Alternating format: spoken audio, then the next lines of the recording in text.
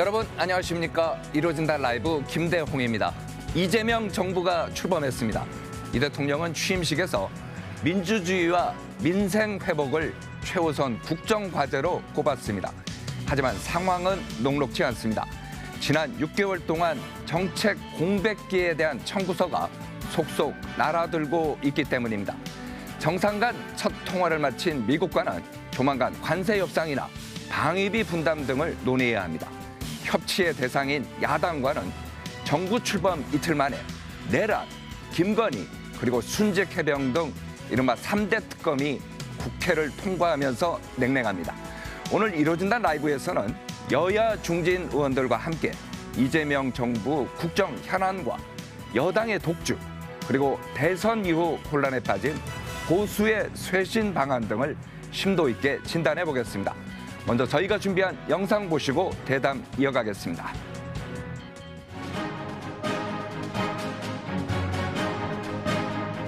대통령으로서의 직책을 성실히 수행할 것을 국민 앞에 엄숙히 선서합니다.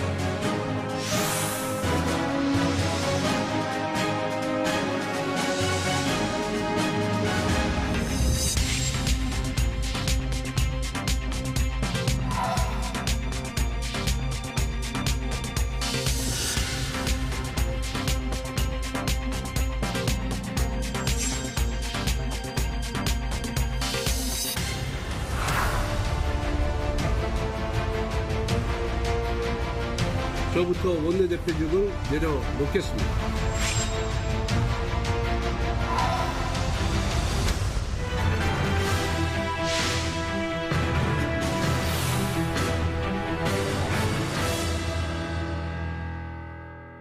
이재명 대통령은 취임식에서 모두의 대통령이 되겠다며 통합을 강조했지만 정치권의 분위기는 좀 다른 것 같습니다. 강대강 대치 국면이 더 거세지고 있는데요. 그래서 오늘은 여야 각 당에서 통합과 협치를 몸으로 실천하고 있는 두 분을 모셨습니다.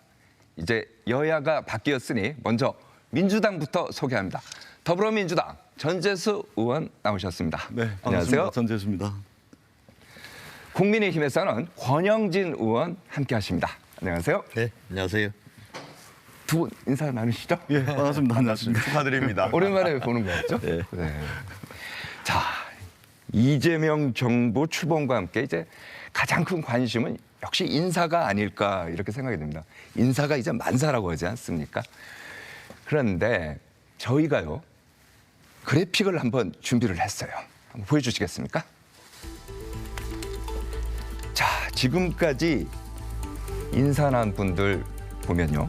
국무총리의 김민석 의원, 국정원장의 이종석 전 통일부 장관, 그리고 국정기획위원장의 이한주 민주연구원장이 각각 이거는 이제 지명이 됐습니다.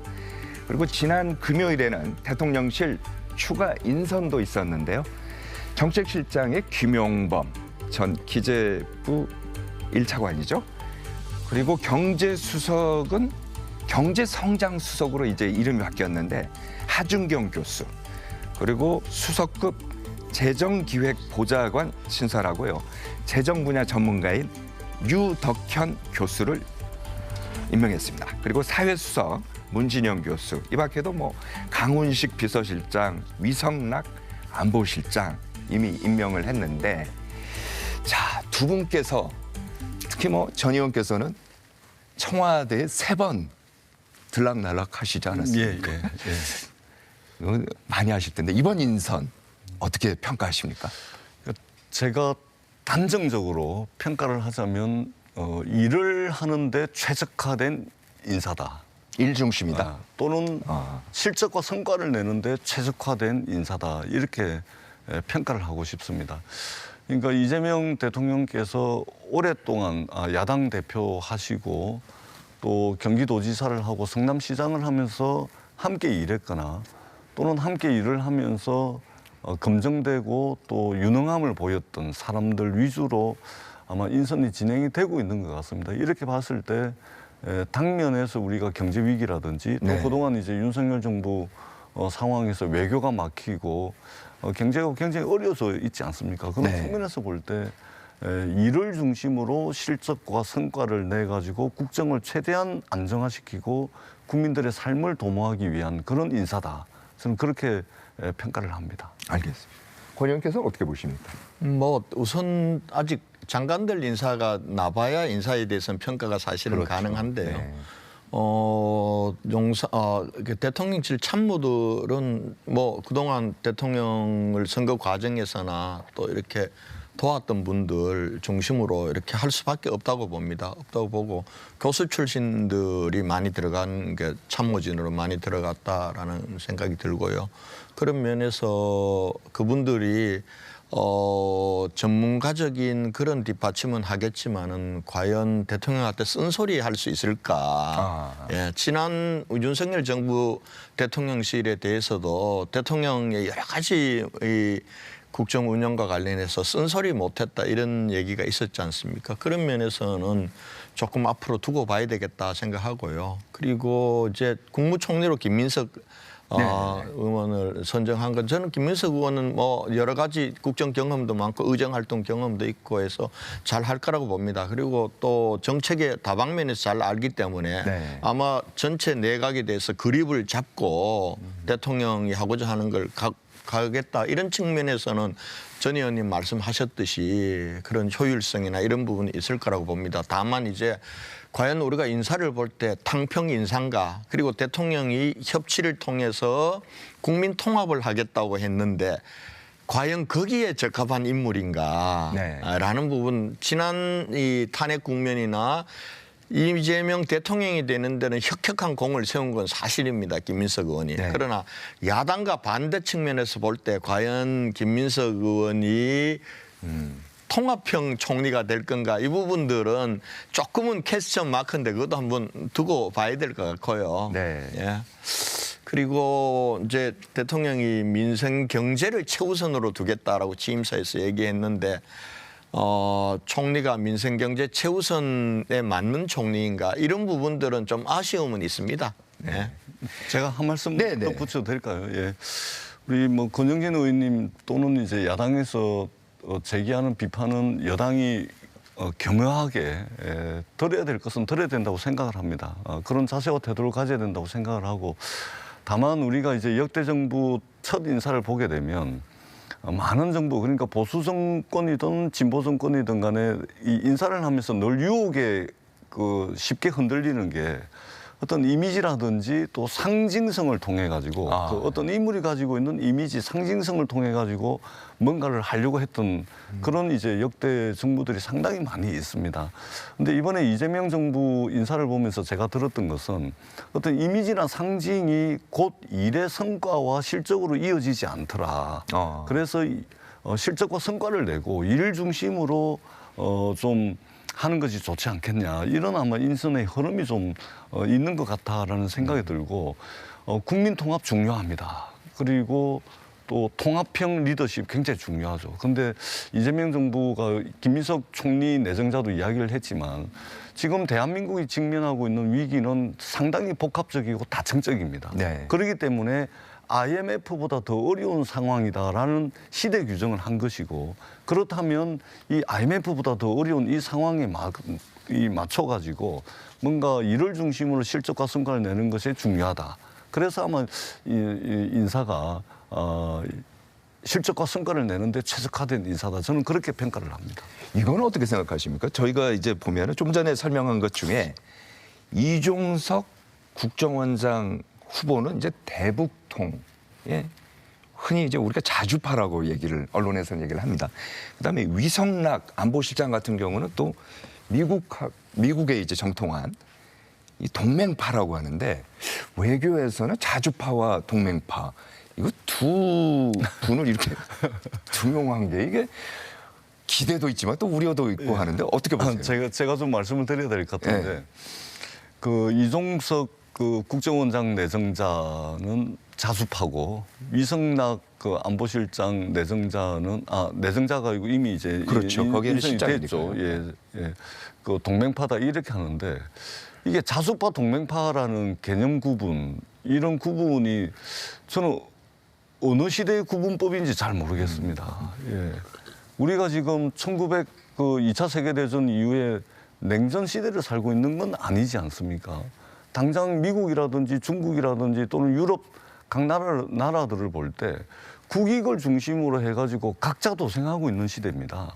이미 이념은 한참 뒷전을 밀려져 있고 어떤 것이 국가 이익에 부합하는지를 중심으로 그야말로 국익 중심의 각자 도생의 시대가 열리고 있는데 이종석은 자수파다, 위성락은 동맹파다. 이거 어떻게 해야 되냐. 이런 이분법이라든지 또는 이념적 성향에 따른 이런 구분법은 대한민국 국익, 더더군다나 이제 실용 외교라는 측면이 굉장히 강조가 돼야 되고 특히 트럼프 정부 이후에 통상 압력이 엄청나게 밀물처럼 밀려오는 이 시점에 저는 적절한 구분법은 아니다.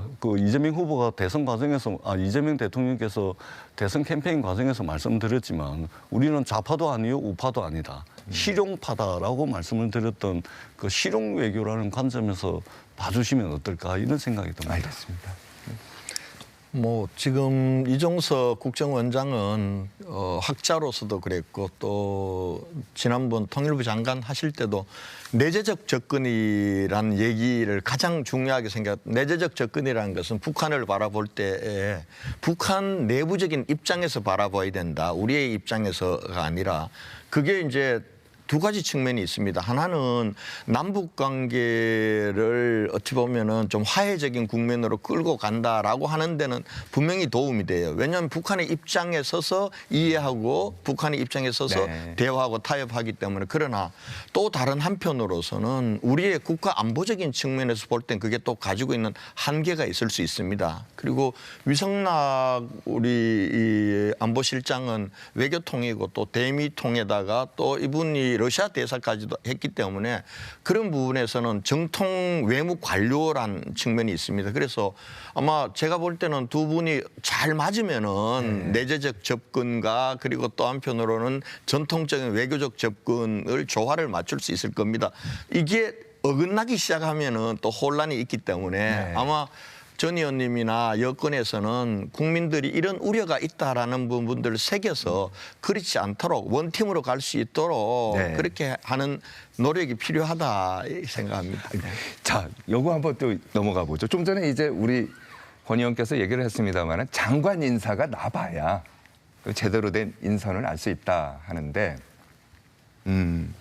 혹시 해수부라든지 이런 데 보니까 하마평에 자꾸 전 의원 나오시던데 뭐 전화 받으신 거 있으세요? 예, 그 내각이든 또는 대통령실의 참모진이든 간에 이 부분은 대통령의 전적으로 대통령의 권한에 해당하는 사항입니다. 그래서 저는 뭐 아직 뭐 가타부타 뭐 이럴 입장을 밝히는 것은 대통령 인사권에 대한 측면이기 때문에. 그러면 이렇게 질문을 해볼게요. 요즘 보면 하마평에 많이 거론되는 분들 있지 않습니까? 뭐 통일부 장관은 누구다, 국방부 장관은 누가 거론된다. 뭐 언론에서는 자꾸 그 하마평 하는데 하마평 어떻게 보세요?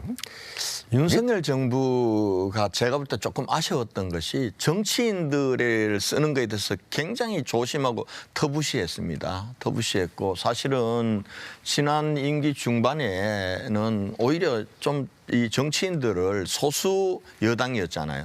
정치인들을 장관으로 기용해서 좀 그분들이 정치적 역량을 가지고 협치도 하고 이렇게 하면 좋았을 텐데 너무 안 써서 문제인데 지금 이제 이재명 정부에 들어와서 지금 하마평에 오르는 분들 보면은 전부 여권 이 국회의원들이라서 한 분 한 분 놓고 보면은 우리 전재수 의원님은 사실은 전 해수부 장관 가셨으면 좋겠어요. 저렇게 합리적이고 실력도 있는 분들이 가서 좀 역량을 발휘하는 거 나쁘지 않다고 생각합니다. 그리고 아무래도 정치인들이 가면은 여야 협치의 측면에서 도움이 될 거라고 봐요.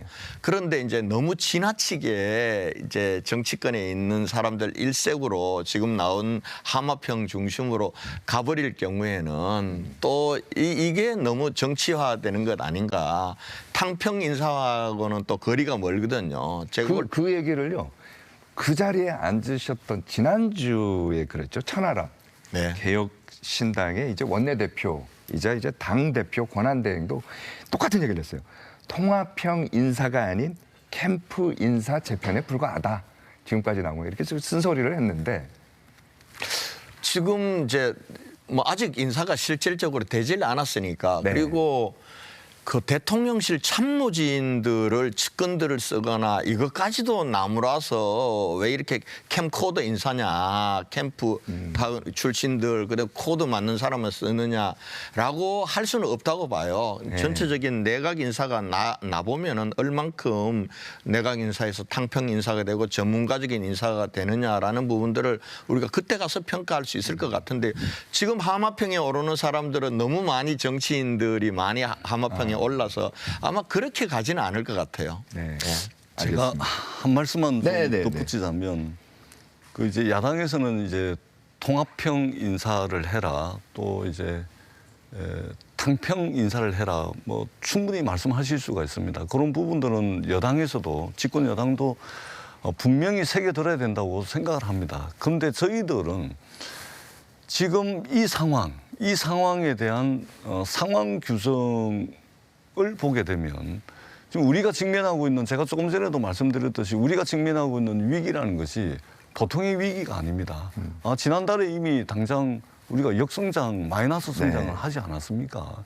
굉장히 어려운 상황입니다. 그래서 김민석 총리 내정자는 지금 이 상황을 IMF보다 더 어려운 상황으로 규정을 맞습니다. 했고 네. 그렇다면 이 상황 규정에 맞는 인사가 돼야 되겠죠. 그래서 통합 인사도 중요하고 탕평 인사도 중요합니다. 그럼에도 불구하고 이 상황이 이를 중심으로 빨리 국가 리더십을 제대로 세워가지고 이 위기 국면을 돌파할 수 있는 실적과 성과를 내는 유능함이 필요하다. 그렇기 때문에 함께 일했던 분들도 선거를 통해서 검증되고 입법 의정 활동을 통해서 검증된 분들이 상대적으로 좀 내각이라든지 대통령실에 많이 배치가 되는 것이 아닌가 이렇게 좀 긍정적으로 봐주신다면 이재명 정부가 지금 우리 국민들이 직면하고 있는 위기를 지금 이재명 정부가 잘 헤쳐나갈 수 있지 않을까 이렇게 생각을 합니다. 그래서 당분간은 좀 응원도 좀 해주시고 힘을 좀 보태주시면 이 위기 상황을 국민들과 함께 헤쳐나가는 데 도움이 될 것 같아 이런 말씀도 아울러서 드리도록 하겠습니다. 제가 한 말씀 보탤게요. 물론 응원할게요. 응원하고 잘 하셔야 됩니다. 이재명 정부가 성공해야 지금 나라가 위기잖아요. 네. 나라도 잘 때 국민도 편안해질 겁니다. 그런 면에서 우리 야당에 대한 소수이긴 하지만 우리 국민의힘도 적극적으로 뒷받침을 할 건 해야 된다고 봅니다. 네. 다만 나라가 어려웠기 때문에 지금 과연 이재명 대통령의 인맥 그리고 민주당의 인적 역량만 가지고 이거 위기를 극복할 수 있겠느냐라는 겁니다. 그래서 여야를 가리지 말고 그리고 진영을 가리지 말고 정말 전문가들 실력 있는 사람들을 골고루 쓰는 탕평 인사를 하는 것이 위기 극복에 도움이 될 거라고 조언을 드리는 겁니다. 알겠습니다. 예. 네. 자, 이거 보면요. 국내 상황은 이제 말씀하신 것처럼 두 분이 공통점은 그거예요. 유능한 사람을 쓰자. 인재를 등용해서 이 위기를 극복하자. 이거는 이제 맞는 말씀인 것 같고요. 나라 밖 상황도 보면은 녹록치 않은 것 같아요. 지난 금요일이었죠. 이제 한미 정상 첫 통화가 이제 됐어요. 이것도 이제 하루 이틀 늦어지다 보니까 이거 걱정하는 사람도 많고 그랬는데 결국 뭐 잘 됐고요. 상견례 형식이긴 합니다만은 그래도 일단은 통화를 했으니까. 그리고 이제 조만간 이제 G7인가요? 이제 거기 캐나다에 가면은 한미 정상회담도 이제 열릴 가능성이 이제 그 어느 때보다 높아지고 그러는데 외교는 어떻게 해야 됩니까? 제가 조금 전에도 이제 말씀을 드렸지만 작년 12월 3일 위헌적이고 불법적인 비상계엄을 통해 가지고 사실상 이제 외교가 올스톱이 됐습니다.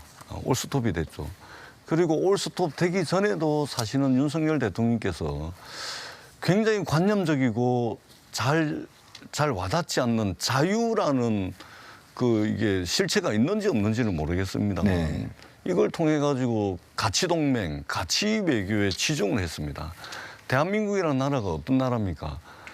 내수와 수출이라는 양날개를 가지고 말하자면 먹고 사는 나라인데 특히 이게 수출을 위해서 우리가 역대 보수 정권들 예를 들면 노태우 정부라든지 김영삼 정부에서도 어떤 이념이라든지 가치도 중요하긴 하지만 그거보다는 대한민국의 경제 영토를 넓히기 위해서 보수 정권에서도 외교 역량을 집중을 했거든요. 네. 그래서 그래서 러시아와 수교를 한다든지 중국과 수교를 한다든지 이게 바로 대한민국이 내수와 수출을 가지고 먹고 살 수밖에 없는 나라이기 때문에 그랬습니다. 그런데 윤석열 대통령께서는 애매모호하고 대단히 관념적이고 대단히 만져볼 수도 없고 이게 뭐 눈으로 볼 수도 없는 자유라는 개념을 가지고 가치 동맹, 가치 외교에 치중을 해왔습니다. 이제는 이런 것에서 탈피를 해가지고 정말로 국익 중심의 실용 외교, 정말로 우리가 물건을 팔아먹을 수 있고 또 우리의 경제 영토를 넓힐 수 있는 나라라면 설사 그 나라가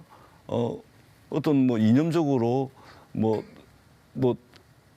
민주주의 체제 진영에 있는 나라가 아니라 하더라도 우리의 경제 영토를 넓혀 나가는 방향의 실용 외교 노선이 반드시 견지가 돼야 된다. 실용 외교 노선이 중요해야 한다.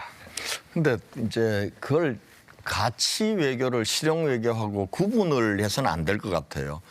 지금 한미 동맹이라고 하는 그리고 자유민주 진영과의 연대와 협력이라고 하는 게 이게 우리 국익 때문에 하는 것이 국익하고는 상관없이 낡은 이념을 추정하는 게 아니거든요. 그러니까 저는 사실은 뭐 저 주변 관계를 실용 외교하는 거 좋습니다. 중국 관계라든지 러시아 관계 불필요한 게 갈등하고 마찰하고 이렇게 할 필요 없다고 봐요. 그러나 이걸 그냥 미국하고 중국하고 러시아를 동등하게 놓고 과연 우리의 국익을 찾을 수 있을까? 저는 한미 이 동맹이라는 그 기반 하에서 오늘날 대한민국의 이익과 성장이 저는 있었다고 보고요. 앞으로도 그렇게 될 겁니다. 그래서 사실은 이번에 뭐 대통령께서 3일 만이지만은 미국 트럼프 대통령과 통화하신 건 잘 된 거라고 봐요. 네. 또 거기서 서로 한미 관계의 신뢰, 정상 간의 신뢰 관계를 통해서 국익 외교가 나아가기를 바랍니다. 그런데 3일 동안 통화가 안 되는 동안 미국에서는 중국하고 관계, 그러니까 대통령이나 민주당이 갖고 있는 친중 노선이라는 우려도 나왔지 않습니까? 이건 현실입니다. 이걸 거부해서는 저는 안 될 거라고 봐요.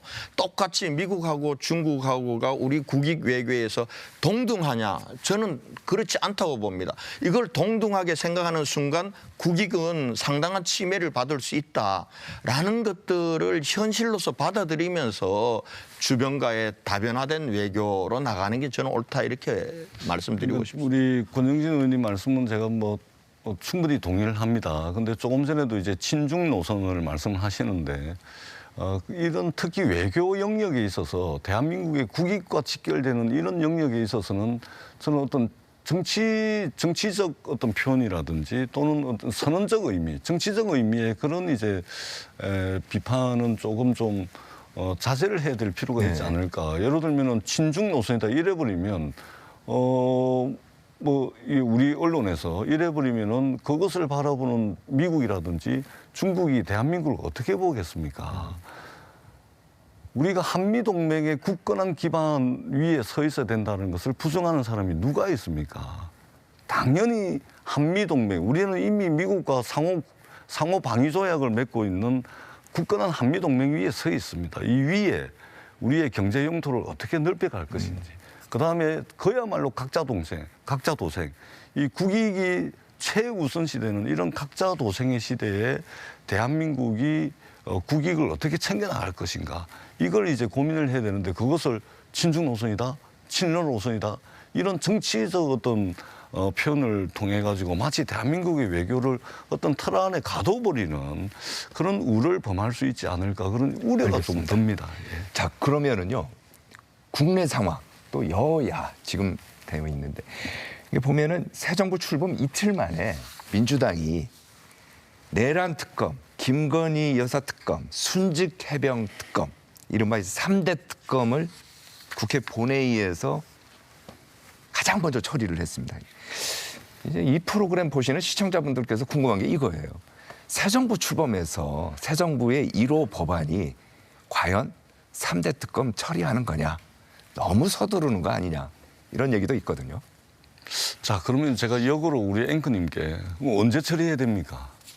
언제 처리해야 되죠? 역으로. 1년 뒤에 할까요? 2년 뒤에 할까요?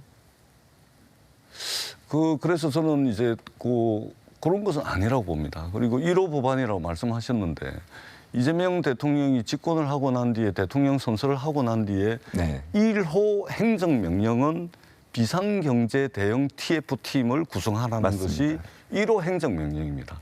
그렇기 때문에 엄중한 지금 경제 상황에 대한 인식을 정확하게 하고 계시고 거기에 맞춘 인선을 했고 거기에 맞는 1호 행정명령을 이미 내려가지고 엄중한 경제 현실에 대응하기 위한 정부 역량, 대한민국의 역량을 모으고 있습니다. 그러고 난 뒤에 국회에서 이것은 입법부의 영역입니다. 국회에서 소위 말해서 3대 특검 법을 통과시킨 것이거든요.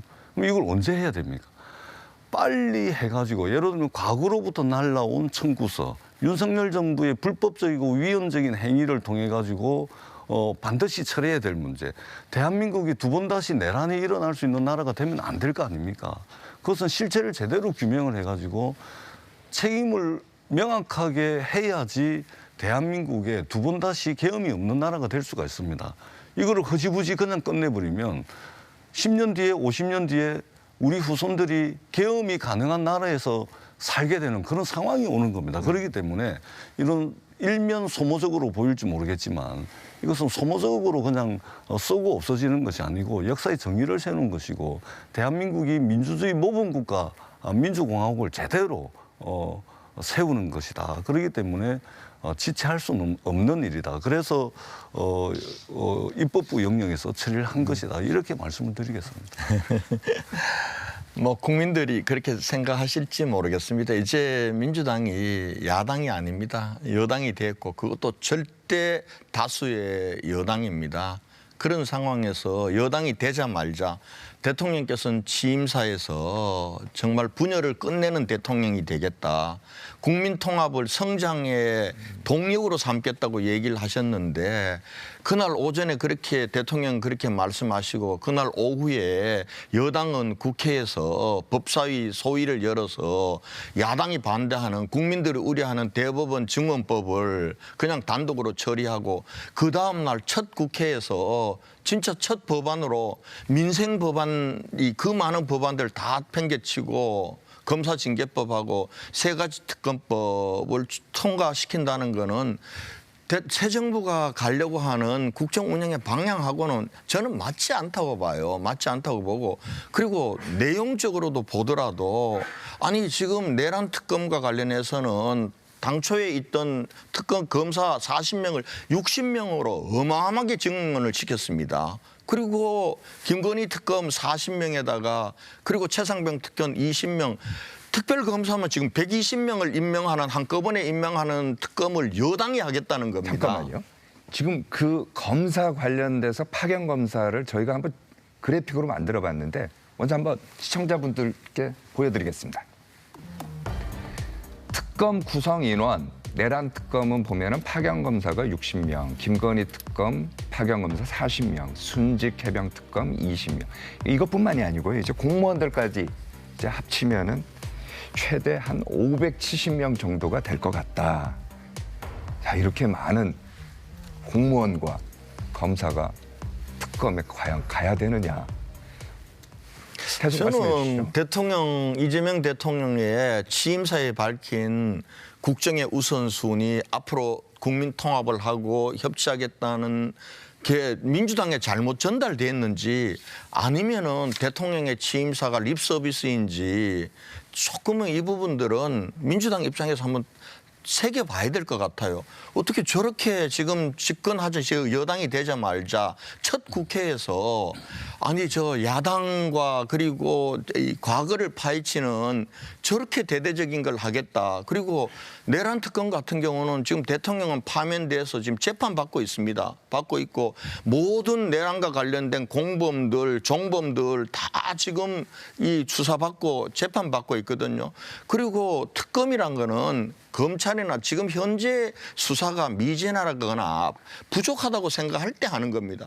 지금 12월 3일 날 계엄 이후에는 공수처, 경찰, 검찰이 정말 하이에나처럼 달려들여서 대통령을 체포하고 구속시키고 조사하고 다 하고 있잖아요. 그런데 지금 민주당이 야당일 것 같으면은 그래도 정치적으로 공방으로라도 이거 못 믿겠다 할 수 있지만 지금은 여당이 돼서 검찰 조직을 자기들이 다 틀어지고 인사권 다 가지고 있잖아요. 그런데 이걸 되자마자 첫 번째 국회에서 저 세 가지 메머드 특검을 해야 되느냐. 그러면 어느 국민들이 어느 야당이 저 모습을 보니까 이제는 이재명 대통령이 얘기했던 것처럼 협치하고 국민 통합으로 가겠다고 믿겠습니까? 저는 그런 면에서 아쉽다는 거예요. 알겠습니다. 자, 그러면은 권영진 의원님, 그러면은 이번 대통령 선거가 윤석열 전 대통령의 불법적이고도 위헌적인 비상계엄을 통해서 이번 대통령 선거가 있지 않았습니까? 네. 그렇죠. 자, 그러면은 제가 우리 권영진 의원님께 한번 여쭤보도록 하겠습니다. 자, 내란 특검 하지 말까요? 지금은 특검을 저는 할 하지 필요가 말까요? 없다고 봐요. 자, 지금 공수처나 검찰이나 경찰이나 하고 있잖아요. 자, 그리고 지금 민주당 이 사람들이 안 하는 게 아니라 12월 3일부터는 완전히 태도가 돌변해서 우후죽순 경쟁적으로 수사를 하잖아요. 그런데 그 위에다가 특검이라는 옥상옥을 둘 필요가 있나요? 자, 그다음에 김건희 특검도 하지 말까요? 특검 할 필요 없죠. 네, 그러면 최상병 특검도 하지 말까요? 최상병 특검도 지금은 제가 볼 때는 왜 특검을 해야 되는지에 대한 특검이란 건 그렇지 않습니까? 검찰이나 경찰의 수사가 미진하거나 이랬을 경우에 특검을 도입하는 거 아니에요. 자, 그러면은 지금 일각에서 이 특검을 아예 하지 말자. 그다음에 왜 정권 초기에 이걸 하냐. 경제가 더 어려운데 이런 말씀들을 많이 하십니다. 그런데 되게 무책임한 말씀입니다. 이미 내란 특검이라든지 김건희 특검이라든지 최상병 특검은 국회 표결 때마다 국민의힘의 일부 의원들도 찬성표를 던지는 숫자가 계속해서 늘어왔고 뿐만 아니고 윤석열 대통령 계실 때부터 시작해가지고 국회에서 통과된 걸 2번, 3번, 4번에 걸쳐서 끊임없이 거부권을 행사해 왔던 겁니다. 그다음에 이미 검찰, 경찰, 공수처가 수사를 잘하고 있다고 그랬는데 이미 우리 국민들은 다 봐왔습니다. 그 수사와 조사를 막기 위해서 압수수색을 막기 위해서 얼마나 많은 권력을 동원해가지고 그것을 다 막아왔는지 이미 우리 국민들이 다 봐왔습니다. 이것이 윤석열 정부 하에 검찰, 경찰이 제대로 내란 수사, 김건희 여사와 관련된 의혹 수사를 철저하게 했다. 최상병 사건에 정말로 억울한 최상병의 죽음이 정말 실체가 제대로 드러났다. 이렇게 평가하는 국민들이 있겠습니까? 만약에 있었다면 이번 대통령 선거 결과가 달랐었겠죠. 그렇기 때문에 이것을 마치 국가적 에너지 낭비다 이렇게 보는 것은 역사 정의를 바로 세우는 것에 대한 이 관점이 좀 흐린 것이 아닌가 저는 그렇게 평가할 수밖에 없고 정권 초에 6개월 안에 빨리 끝내가지고 이것을 마무리하고 새롭게 출발을 해야 됩니다. 그리고 다시 한번 권력에 의해서 저지러졌던 김건희 여사와 관련해가지고 각종 의혹들 이거 마무리하지 않고서는 우리가 미래로 나아갈 수가 없습니다. 그렇기 때문에 최대한 빠른 시간 내에 역량을 집중해가지고 단시간 내에 이 부분 해소를 하는 것이 우리가 한 단계로 나아가는 데 있어서 첫 출발이다. 그렇게 저는 생각합니다. 저 민주당이 절대 다수당이기 때문에 하겠다 그러면은 야당으로서는 막을 방법은 없어요. 막을 방법이 없는데 한번 생각해 보십시오. 지금 내란 특검에 검사가 600명입니다. 검사만 60명입니다. 지금 공수처에 TO가 검사가 25명밖에 안 돼요. 공수처 3개나 되는 특별검찰청을 지금 만드는 겁니다. 만들어가지고 그럼 뭘 조사하시겠다는 건지 모르겠어요. 그리고 김건희 여사 문제 저희들 있을 때 그거 털어버렸어야 되는데 못한 거 잘못이에요. 그래서 우리가 혹독하게 이번에 대통령 선거에서 심판받은 겁니다. 그런데 한번 냉정하게 한번 생각해 보십시오. 김건희 여사와 관련돼서 지금 무슨 주가 조작 문제는 지금 주범이라고 하는 사람이 집행유예 받았습니다. 그리고 무슨 샤넬 백이니 이거 하기 위해서 40명의 검사를 동원해서 하겠다고요? 그럼 결과적으로 뭘 하겠다는 겁니까? 지금 특검법의 내용이 이렇습니다. 지금 이 관련된 의혹이 있는 사건은 모든 걸 조사하게 돼 있습니다. 지금 김건희 여사 특검도 김건희 여사가 했던 잘못에만 하는 게 아니에요. 결과적으로는 명태균 사건과 엮어가지고 국민의힘이 했던 지난 선거 때 지방선거, 국회의원 선거, 보궐선거의 모든 공천 과정을 들여다보겠다는 겁니다. 이렇게 하는 것이 이게 정의를 세우기 위한 거라고 생각할 수 있겠습니까? 칸술 더 떠가지고요. 이번 특검법 통과시키면서 지난 특검법은 특별검사를 대법원장이 추천하고 그중에 대통령이 임명하도록 돼 있는데 이번에는 추천 권한도 민주당하고 조국혁신당이 한 명씩 추천하고 그걸 대통령이 임명하도록 돼 있어요. 지금 검찰들을 못 믿겠다고요? 그러면은 야당의 입장에서 민주당과 조국혁신당이 두 입맛에 맞는 두 사람 추천하고 이재명 대통령이 임명하는 특별검사를 공정하다고 국민들이 보시겠냐는 거예요. 저는 하시라는 거예요. 하시되 정말 정치적 오해가 없도록 공정하게 하시고 그리고 야당이 됐을 때 특검이란 건 야당이 얘기하는 겁니다. 지금은 국회 절대 다수 의석을 갖는 여당입니다. 이 여당이 뭐가 그렇게 아쉬워서 또 특별 검사를 하겠다는 겁니다. 제가 짧게 말. 네, 짧게 말씀해 그러니까 주세요. 저희가 야당일 때 줄기차게 요구했던 겁니다. 야당일 때 저희가 줄기차게 요구했던 특검을 국민의힘과 윤석열 전 대통령이 거부권을 행사해가지고 못했던 겁니다. 그다음에 더 중요한 거는 권영진 의원님 여러 가지 말씀을 하셨는데 근본적이고 근원적으로 이 세 가지 특검은 윤석열 정부와 국민의힘이 집권 여당일 때 제대로 의혹을 해소하지 않았기 때문에 지금 촉발된 문제입니다. 윤석열 정부로부터 비롯된 청구서이자 집권 여당이 제 역할을 하지 않았기 때문에 지금 이 이재명 정부와 지금 이 국민들이 부담해야 될 청구서이자 비용인 겁니다. 근데 그런 부분에 대한 사과, 그런 부분에 대한 반성은 하나도 없이 이제 야당이 되고 나니까 이게 제대로 좀 대대적으로 수사가 진행이 되려고 하니까 그런 이제 말씀을 하시는 것은 알겠습니다. 자, 이거는 이 정도로 얘기를 의혹을 제대로 네. 해소하지 못했기 때문에 돌려받게 되는 청구서예요. 제대로 했으면 이렇게 됐겠습니까? 이제 여당이 되셨어요. 국회 권력에다가 저희가 야당일 때도 요구했던 겁니다. 가지셨어요. 네. 그러면은 너무 과하다는 거예요. 지금 수사를 하지 말라는 게 아니에요. 내란과 관련된 거 철저하게 하십시오. 하시고 최상병 특검 제가 생각해도 최상병 특검은 저희들이 여당 때 받았어야 돼요. 받았어야 되고 김건희 여사 문제도 털었어야 돼요. 저거 못했기 때문에 그런 거 아닙니까? 그런데 너무 그러니까. 과하잖아요. 그러면 몇 명으로 초반에. 할까요? 그러면 적정한 숫자가 몇 명입니까?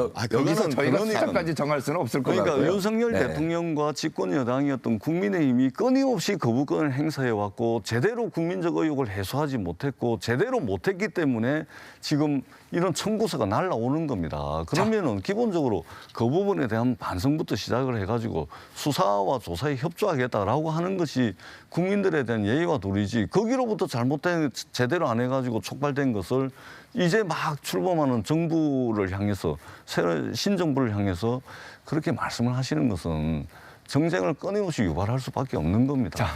예. 요 얘기는 요 정도 해도 네. 저희가 충분할 것 같고요. 그 정도 아마 하시죠. 네. 이 프로그램 보시고 계시는 시청자분들께서 잘 판단하실 겁니다. 네, 보고요. 자, 이재명 대통령 취임 첫날부터 야근했어요. 그리고 그 다음날 보니까 김밥 드시면서 이 장시간 국무회의 또 열고 그러니까 무엇보다 보니까 공약 이행 속도가 굉장히 빠른 것 같아요.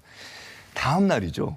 보니까 해수부를 부산으로 옮기는 거 이거 빨리 해야 하는 거 아니냐 이런 얘기를 했는데 전 의원께서는 뭐 또 지역구가 부산이시고 한데 어떻게 그렇습니다. 보십니까? 사실은 이번 선거 캠페인 과정에서 해양수산부를 부산으로 이전하겠다, 해사전문법원을 부산에 신설하겠다, 그리고 해운 대기업 본사를 부산을 유치하고 동남투자은행을 만들겠다. 이것은 사실은 좁게 보자면은 부산의 공약인데 사실은 이 공약이 나온 것은 북극 항로가 조만간에 열리게 됩니다. 북극 항로요? 북극 항로. 네. 예, 새로운 바닷길, 새로운 뱃길이 열리게 되는데 이 북극 항로가 열리는 것은 인류 문명사적으로 볼 때도 엄청난 변화입니다. 이전에 우리가 실크로드 길이라든지 향신로 길이라든지 또 가장 최근에는 수에즈 운하가 열렸을 때 물류혁명이 일어나게 되는데 네. 새로운 문명이 발생을 했는데 기존의 이 실크로드, 향신로 길, 수에즈 운하가 촉발시켰던 변화를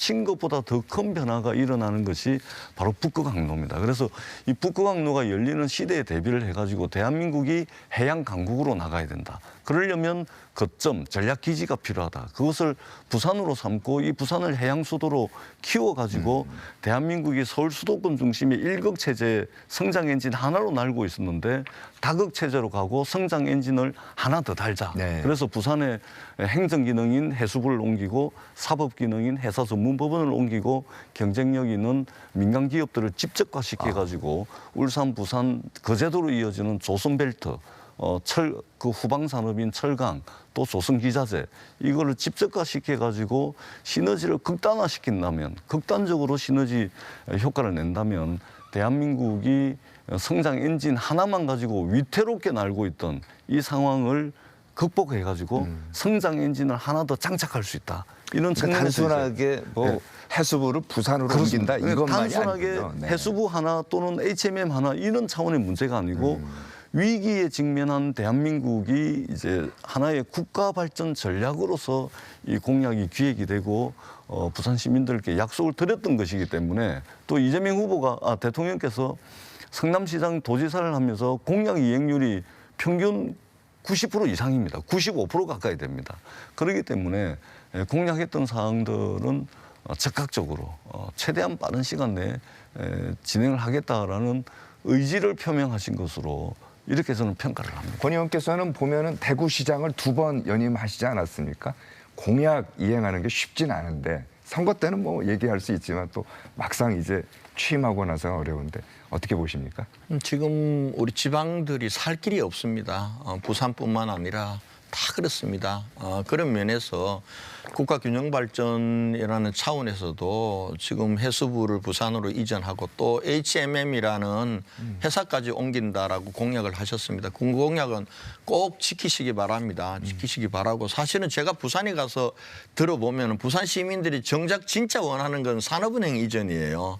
산업은행 이전도 지금 민주당이 마음만 먹으면 되는 문제거든요. 되는 문제 법 개정할 수 얼마든지 할 수 있는데 일부만 지금 가 있는 거 아닙니까? 일부만 가 있죠. 본사를 이전해달라는 건데 하여튼 어쨌거나 그 부분들 대신 이제 해수부 이전과 그리고 HMM이라는 민간 회사 이전 부분들을 공약하셨으니까 약속을 꼭 이행하시고 알겠습니다. 예, 그랬으면 좋겠습니다. 자, 그럼 지금부터는 야당이 된 국민의힘 얘기 본격적으로 한번 해보겠습니다. 대선 패배 이후에 국민의힘은 당 주도권을 놓고 갈등이 커가는 모양새입니다.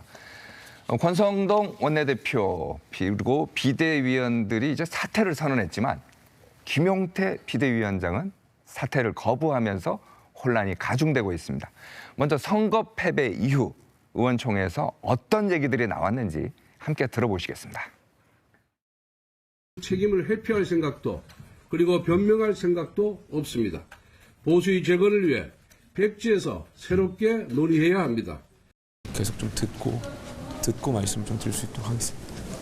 지도부 총사퇴가 가장 깔끔한 그런 어떤 모습이고요. 조기 전당대회를 해야 된다고 생각합니다.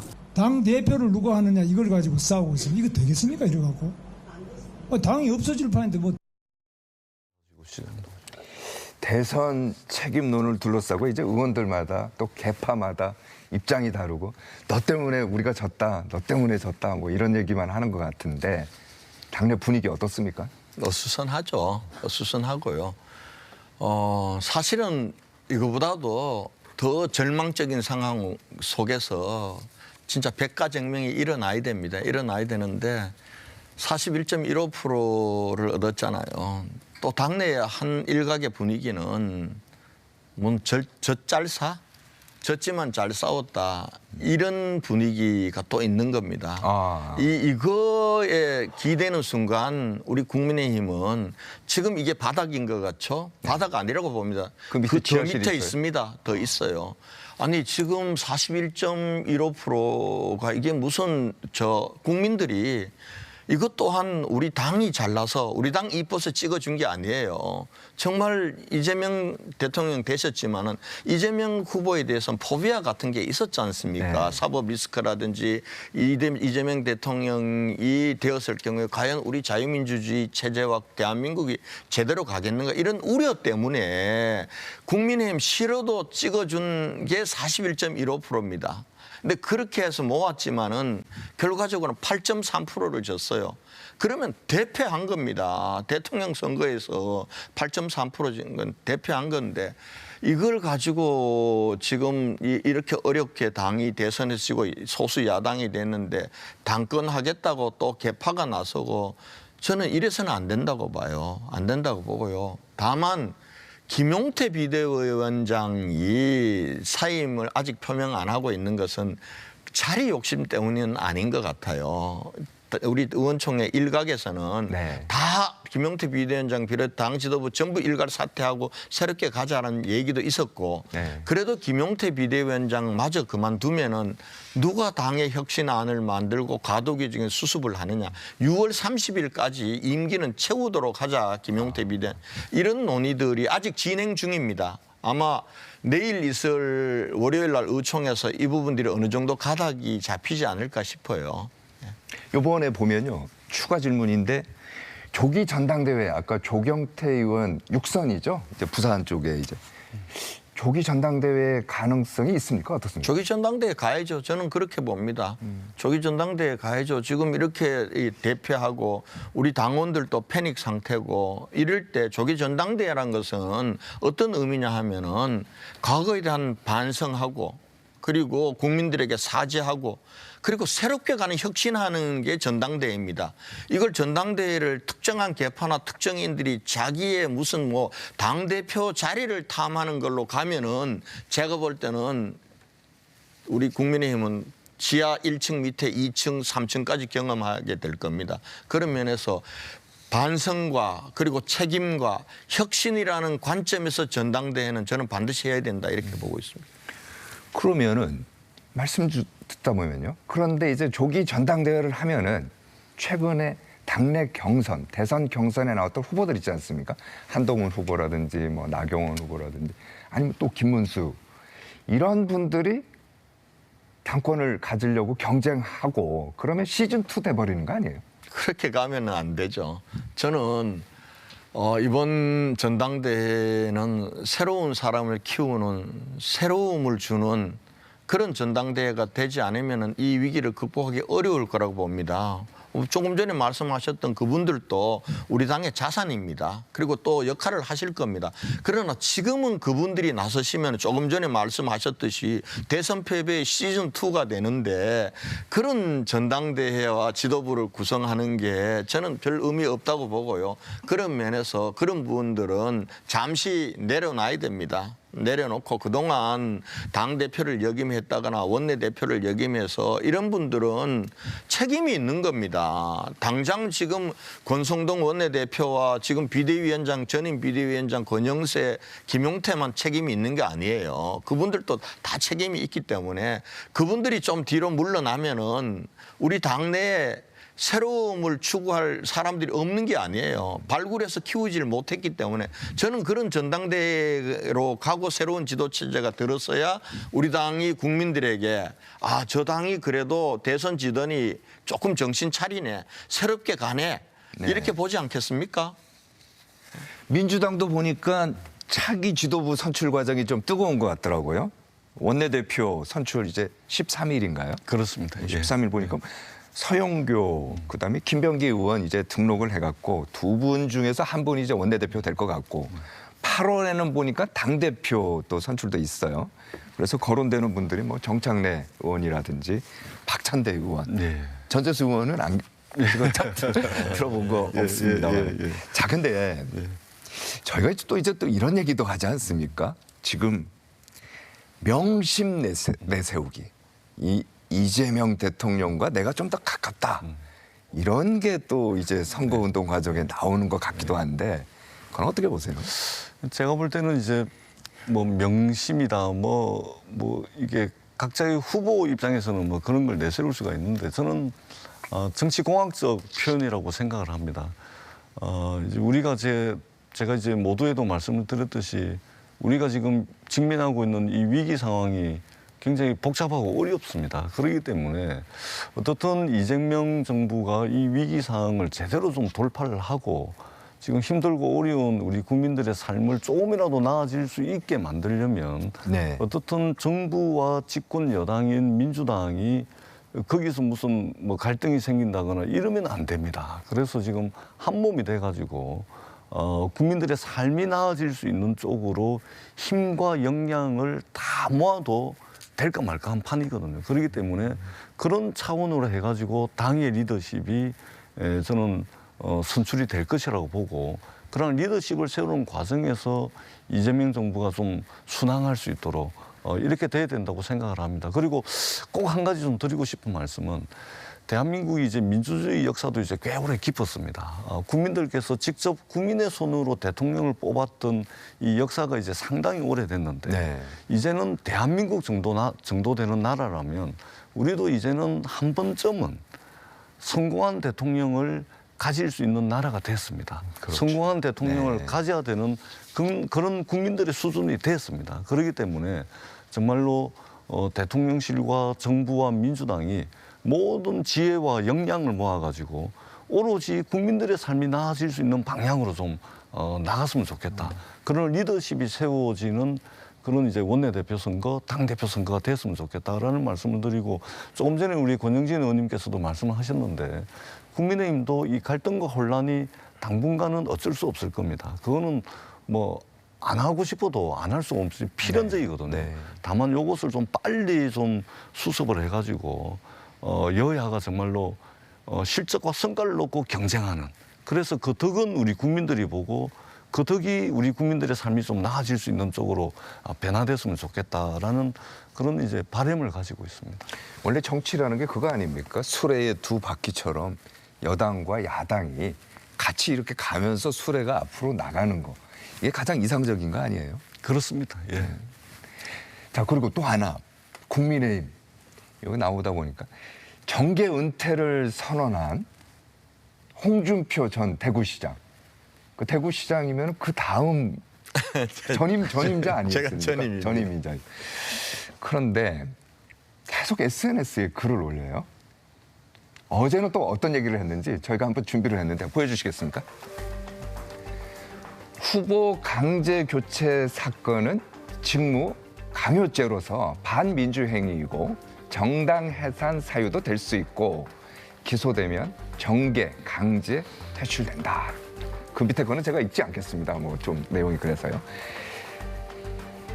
권 의원께서는 어떻게 보십니까? 홍준표 전 대구시장의 행보.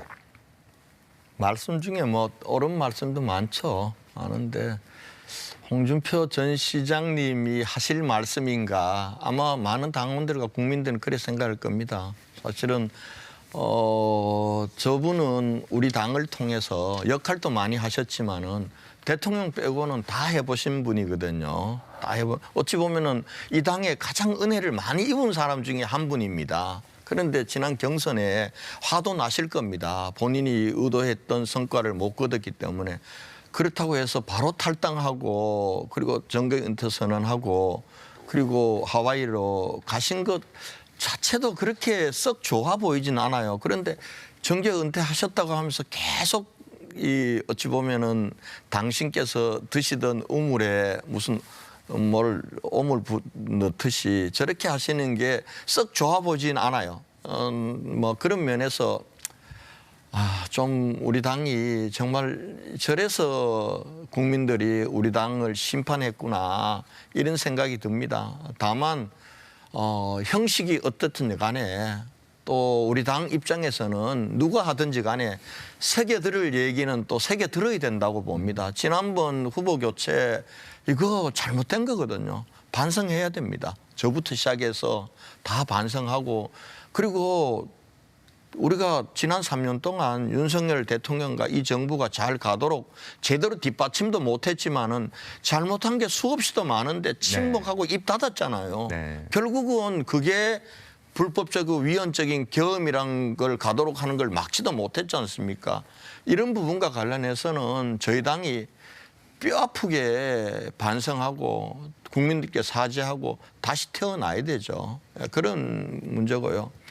저 홍준표 전 시장님과 관련해서는 너무 좀 세간에서 뭐 사이다다 이러면서 이렇게 관심을 안 가졌으면 좋겠어요. 바람직한 행태는 아니거든요, 저게. 어찌 보면 우리 정치 태행의 한 단면이기도 합니다. 예? 그런 면에서. 네. 저도 우리 권영진 의원님과 뭐 같은 생각입니다. 가급적이면 뭐 혼란과 갈등을 피할 수 없는 상황이 이제 뭐 큰 선거를 지고 나면 뭐 어느 정당에게나 있는 뭐 그런 겁니다. 다만 이제 지도자급 정도 되시는 분들은 이런 혼란과 갈등을 수습을 해야지 혼란과 갈등을 더 키우는 쪽으로 어떤 발언을 한다든지 정치적 메시지를 내는 것은 별 도움이 될 것 같지 않다. 뭐 저도 이제 우리 권 의원님 말씀에 동의를 합니다. 네.